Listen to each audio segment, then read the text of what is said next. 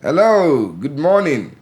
It's 5 days into the month of December 2023, and it sure feels good to be alive. Welcome to NIMASA podcast. Today, Tuesday, the 5th day of December 2023, I bring you good tidings. We have a very special guest gracing the studio this morning. He is a graduate of the prestigious Obafemi Awolowo University, OAU, a gentleman of repute with robust skills in risk management, amongst others. He is an experienced flight instructor, chief pilot, and head of the Marine Accident Investigation Unit of the Nigerian Maritime Administration and Safety Agency, NIMASA. He is no one else than Captain Abayomi Koka. You're welcome, sir. Thank you very much. It's a pleasure to have you in our presence this morning. Good morning. Thank you. Thank you, sir. So to my viewers, as the name implies, Marine Accident Investigation Unit, they are saddled with the responsibilities of conducting investigation to ensure and establish circumstances and causes of accidents in Nigerian maritime domain. Please, sir, aside all of this, enlighten us more. Tell us a little bit more about the unit in which you are the head of. Okay, the Marine Accident Investigation Unit was created in 2020, and it's out of a fallout of the IMSA's corrective plan, action plan. Okay. The unit is saddled with the responsibility of investigating all marine accidents within our territorial waters. Okay. And we are supposed to do that impartially, exhaustively, Okay. and at the end of the day, share lessons learned so that repeat occurrences Don't happen. Having said that, that kind of like splits into my next question, which says, we all know prevention is better than cure. What measures are put in place to ensure less accidents occur in our maritime domain? Put into fact that accidents are not envisaged and cannot be totally eliminated. What are some preventive measures taken upon by your unit? Okay, one of the things we do at the end of the process of investigation is to come up with lessons learned from the investigation. As per each incident. Okay. We would look at the remote causes, Okay. and then we share those lessons learned with different categories within the maritime space. MTIs, meaning Maritime Training Institutes. We have what we call lecture series where we go there, we talk to them, we tell them what has happened and how and what brought about the accident, and hopefully encourage them not to repeat such. We also make safety bulletins. Those safety bulletins will drop in strategic places. Like a manual? Yes, not that big as a manual. Usually a page or two. We don't want it too bulky. Something you can sit down while you're just... And check it out immediately. Check it out. So we'll leave it in offices, we share it on the jetties. So basically that's what we do. It's not just to investigate the accident. The lessons learned from the accidents are passed on to the players within the industry. Yeah. Oh, perfect. Our viewers watching would like to get in tune with our conversation. So maybe you can give us some few examples of marine accidents you've come across in your line of experience, in your line of duty. What kind of accidents, have you come across? We've got all sorts. You won't believe it. Collision. Collision means when two of them are in motion and they collide. Allision meaning one is stationary, the other one comes in. Okay. We have all sorts. Man overboard.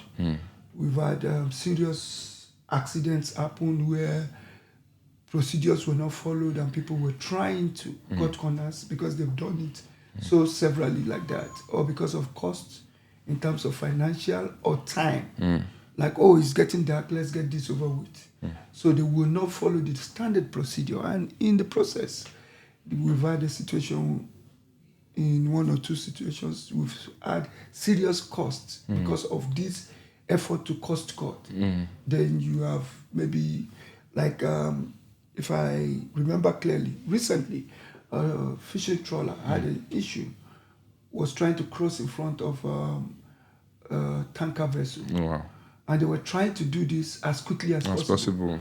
At the end of the day, mistakes were made, and the whole fishing trawler was lost.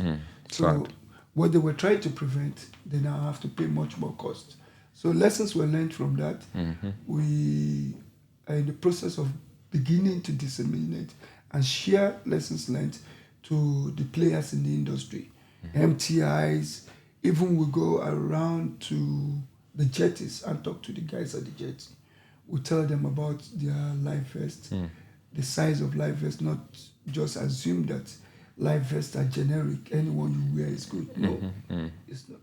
All of those kind of things we do. Okay. Because I heard actually life vests have like expiring dates and all of that. Yes, they do have expiry dates, and some of them do have expiry dates. And life vests vary by the size of who is wearing it. Okay. A life vest for somebody that's 150 kilograms is not the same For someone as less. that's like 70 or 80 kilograms. I see. I see. So in the course of all this investigation, how do you get notified in real time? How do you deploy officers as well as your equipment? I mean, in real time. Our notification comes in. We are allowed to get information from just about anybody. Okay. Social media, anywhere. It's a free space. Yeah, it's a free space. We investigate irrespective of where it's coming from. Yeah. But good number of times, most often than not, the players in the industry, because they understand us now that we as a unit investigating, we're a non-punitive investigator of any accident or incident. Knowing that, oh, these guys are not coming with fine, they usually will tell us that we lost a ship yesterday or we lost a man yesterday. We have reporting systems and lines that are not strictly guided by any strict rules. Yeah. If there's an incident, Anybody can check in. Yeah. Oh, that's good. That's encouraging to show that at every point in time, everybody within the space, whether you're big, whether you're small, whether you're in large numbers, you can reach the unit and report situations of any accident at any point in time. There's something I'd like us to talk about. You know, we're in Nigeria here, where it's peculiar to us, there's a situation of agencies of government having to cross-carpet duties and jobs. You know, sometimes you have it in the federal level, you have it in the state level. What is your jurisdiction? Put into fact that you operate in the federal space, and some states, such as Lagos, have other agencies of government too that are responsible with maybe some stuffs that your office is also responsible with. Is there any sort of synergy? Yeah, there is. As a matter of fact, the Marine Accident Investigation Unit is saddled with the responsibility of investigating every and any accident or incident within the Nigerian our space. Maritime space, yeah. However, we do and go further when we work together. Okay. We have a synergy, we have a technical working group that we created, or we help create. We are the champions to create that. And we've got LASWA on it, we've got MPA, because we know that they have resources and abilities that might help in situations. And that has helped us a great deal. So we just don't lord it over anybody. We know that's our responsibility. But we always look out for help from states like in Lagos, where they have LASWA. Exactly. And the agency is headed by very, very good, able men and women. They've been of very good help every time we've needed them, and they've participated. Yeah, because I know it's a saying that says if you want to go further, you go with people. So it's very good that synergy happens and everybody. MPA, fire service, LASWA. It's an integration, and that's very good to hear. So now we talk about capacity development. Education, they say, cannot be overemphasized. There's no word as too much education. So how would you quantify the impact of training and retraining officers? Because, the world being a global space and technology keeps developing as the day goes by. So there's need for people to be conversant with the ever-changing know-hows and knowledge within the space. So how would you quantify the impact of training officers in general? Quantifying the impact is, you can't really quantify it. There's not enough training anytime. The agency is doing a great deal via the training department, ongoing trainings every now and then. There are new innovations in investigation, and not just investigation, the reporting of investigation. The agency has done a great deal via the executive management's plan to have trainings going on. Yeah. It's presently ongoing right now. Yes, presently ongoing. I have officers that are presently on training. Yeah. And we look forward to more. Okay. But we have very, very good Grateful. trainings going on. So it's fair to say that so far so good. Trainings are ongoing, and the past 1 month in NIMASA, I guess every staff has been opportune to go to a training or two. So it's something that it's encouraging.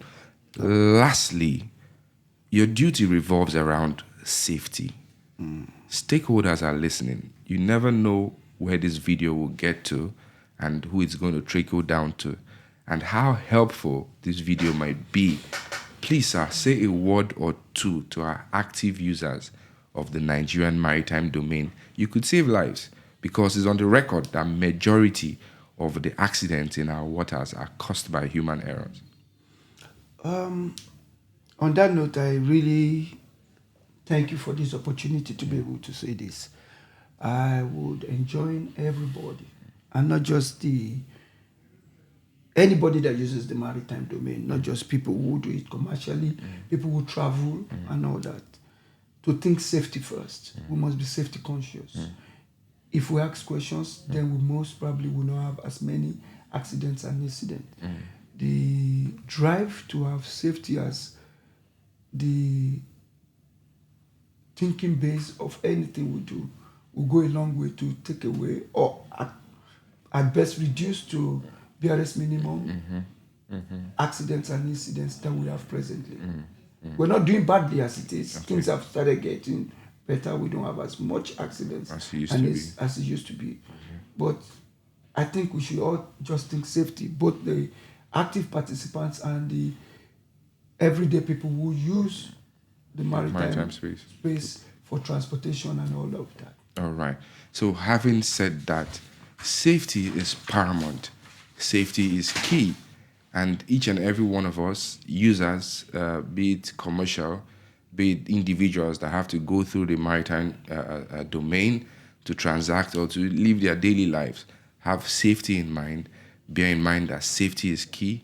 You must be conscious of every of your actions or inaction. So my dear viewers, that will be all for today. Thank you for watching. You can watch this episode again on our YouTube platform at NIMASA Official. And please, don't forget to subscribe to all our social media handles at NIMASA Official.